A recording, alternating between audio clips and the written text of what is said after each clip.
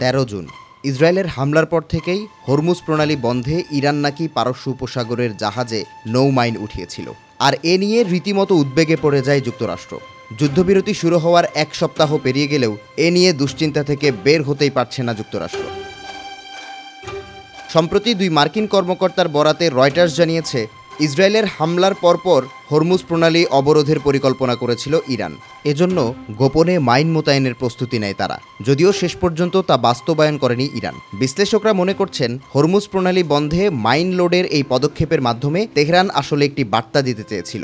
তারা চাইলেই বিশ্বের অন্যতম ব্যস্ততম সামুদ্রিক রুটে বাধা সৃষ্টি করে বিশ্ব অর্থনীতিতে বড় ধাক্কা দিতে পারে। এরপর গত 25 জুন থেকেই দুই দেশের ভেতর চলছে যুদ্ধবিরতি, কিন্তু এখনও এ নিয়ে এত মাথা ব্যথার আদৌ প্রয়োজন কতটুকু তা নিয়ে প্রশ্ন উঠতেই পারে। বিশ্লেষকদের মতে খুব সম্ভবত যুদ্ধবিরতি শেষ হয়ে গেলেই ইরান আবারও তাদের আগের সিদ্ধান্তে ফিরে যেতে পারে, এই আশঙ্কা করছে যুক্তরাষ্ট্র। রয়টার্সের ওই প্রতিবেদন অনুযায়ী ইরানের লোড করা মাইনগুলো এখনও জাহাজে আছে কিনা সেটিও এখনও স্পষ্ট নয় যুক্তরাষ্ট্র। আর এটিও তাদের ভয়ের আরেকটি কারণ বলে মনে করছেন বিশ্লেষকরা। সবচেয়ে বড় কথা, যেহেতু বিশ্বের মোট তেল ও গ্যাস রপ্তানির প্রায় 20% এই হরমুজ প্রণালীর উপর নির্ভরশীল, সেখানে নৌ চলাচল ব্যাহত হলে আন্তর্জাতিক বাজারে জ্বালানি মূল্য অনেকটাই বেড়ে যাবে। গত জুনের মাঝামাঝি সময়ে ইসরায়েলের হামলা শুরুর পর থেকেই হরমুজ প্রণালী বন্ধের বিষয়টি ইরান বিবেচনা করতে শুরু করে।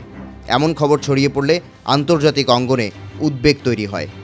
হরমুজ প্রণালী পারস্য উপসাগর থেকে ওমান সাগরে যাওয়ার একমাত্র সামুদ্রিক প্রবেশপথ। ভৌগোলিকভাবে এটি পারস্য উপসাগরকে ওমান উপসাগর, সেখান থেকে আরব সাগর এবং ভারত মহাসাগরের সঙ্গে সংযুক্ত করেছে। ফলে জাহাজ চলাচলের জন্য এই প্রণালীকে বিশ্বের অন্যতম গুরুত্বপূর্ণ নৌপথ হিসেবে ধরা হয়, যেখান দিয়ে বিপুল পরিমাণ তেল ও গ্যাস রপ্তানি হয়।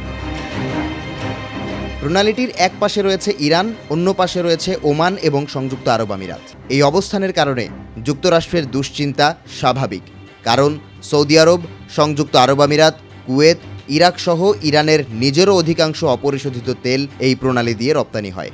ফলে ইরান যদি হরমুজ প্রণালী বন্ধ করে দেয়, তাহলে মধ্যপ্রাচ্যের তেল রপ্তানি কার্যত বন্ধ হয়ে যাবে, যা বৈশ্বিক জ্বালানি সরবরাহ ও অর্থনীতিতে বড় ধরনের ধাক্কা দিতে পারে। আর এসব কারণেই মাইন ওঠানোর ঘটনায় রীতিমতো উদ্বেগ তৈরি হয় যুক্তরাষ্ট্রের, যার রেশ থেকে এখনও বের হতে পারছে না তারা।